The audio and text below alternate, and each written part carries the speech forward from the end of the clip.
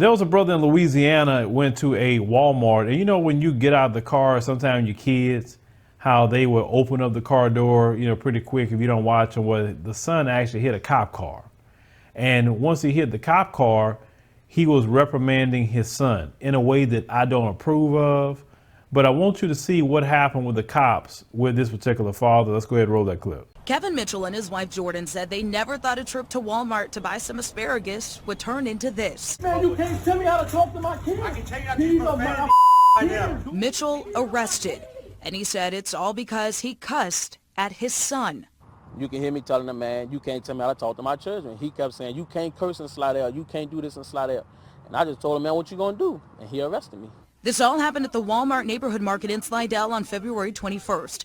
Mitchell said he cussed at his son while he was opening the car door because he almost hit the car door next to him. That car was the officer's. That's when the officer let his window down and said, oh, you can't be cursing like that. I said, sir, I'm talking to my children. And he just kept on saying, well, you can't curse like that in Slidell. I said, sir, I'm talking to my children. Mitchell said he then went inside the store, and on his way out, several officers were waiting. And then this happened. It's just outrageous about how the way he reacted about the whole situation. I felt like, if anything, if I said something wrong, you approach me as a man. His wife, Jordan, was there too. My husband is a great father, and he's been there since day one. He worked very hard. He gets up at 4 o'clock every morning to take care of us. He goes to everything that my kids have, anything that my sons have. He's a great father. Slidell police sent this statement from the chief stating there was more than enough probable cause to arrest him. He was booked with disturbing the peace, obscene language. State law says, quote, that means addressing any offensive, derisive, or annoying words to any other person who was lawfully in any street or any public place, end quote. Regardless, Mitchell said he felt like the officer was wrong and should be punished. A policeman like that shouldn't have a badge. I feel like a policeman like that shouldn't work in the city of Slidell. So, you know, there's a few things with this story that really, you know, bothered me. And I just want to give you all, you know, some friendly advice when you are living daily behind enemy lines. First and foremost, if you look at the way the dad had talked to his son, he had basically cussed his son out. He used the F word and the S word. That's what he ended up using. OK. That's not a way to talk to your children. That's not a way to correct them. There are many words that we can use to correct our children without that. I cannot stand to see a parent cussing their child out. That, like, why would you do that? I can't really stand that. I can't.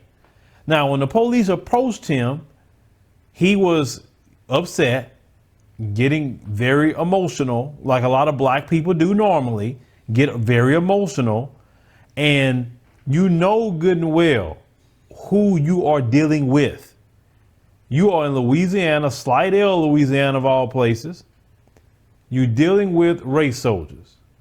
They're sitting up there looking for a reason to arrest you. And you go on and on and on and on and on about the situation. That shouldn't even got to that point, really. But he said, you saw how he was acting. I have to say this because if any of you, especially I'm talking to black men, act like this, they'll try to shoot you. Now, you could say, oh, well, other people, not you. We are the target. We are the enemy in America. These other groups of people aren't. So stop even comparing yourselves to these other people. I don't do that. You have to understand the position you're in unless you're about to change it. Now, if anything you should have a problem with the cops saying, well, in Slidell, you can't talk that way, is they're disturbing the peace law, basically violates freedom of speech. Actually, it do. Because freedom of speech didn't say what kind of speech. Even speech that's not liked supposed to be allowed. Now, that law itself, you can sue over. And you can say, hey, you know, based on your disturbing the peace law, I'm filing a lawsuit because it violates my First Amendment rights. And that would be a good case for a constitutional lawyer to get that part of their law thrown out and also possibly him getting paid. But when you engage in these race soldiers and you got 3 of them, 4 of them showing up for something that simple, they looking to get at you. You got to understand what you're dealing with, brothers. The wife said he a good husband. He take care of his kids. He do everything right. Bravo. I love to hear that. I love it. I love it. I love it. But them race soldiers could have took that man out that day and nothing would have been done. They would have said, oh, you see how he was acting? He was threatening. I thought he had a gun. That's why we all pulled our guns out and just unloaded on him at Walmart. You got to think like that, brothers. Anytime they approach you like our brother Neely Fuller state, you are a prisoner of war. Act accordingly. Neely Fuller said this many times. But we have seen many of you, and they know you. Let me tell you something. They know you. They know how to get you there. Black people, if you can do nothing else, stop being emotional. Emotions hurt us as a people. Emotions get us into trouble. Emotions make us lose things. Get out of the emotion. Some things you got to be cold and calculated. And when dealing with the race soldiers, you have to be extremely cold and extremely calculated how you deal with them to survive those encounters. I hate that we as a people are so emotional. That nobody else cares about our emotions like that. Nobody cares. Just deal with it. Now, if they come out there, you know, they say, hey, you shouldn't have been talking that way. You can't talk that way in Slidell. They'll say, oh, really? I say, well, is it a law or something? And they'll probably explain to you, oh, okay, well, officer, I didn't really know. Like I said, I'll make sure it don't happen again. And then walk off. And that's it. You don't have to keep arguing with them and raising your voice and acting. They're looking for you to do that. I mean, I'm glad they didn't, harm this brother. I'm glad they didn't.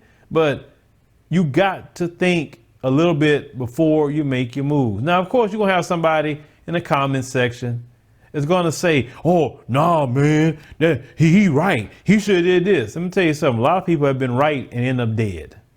Okay? It's not always about being right. It's about making the right moves at the time that you're dealing with.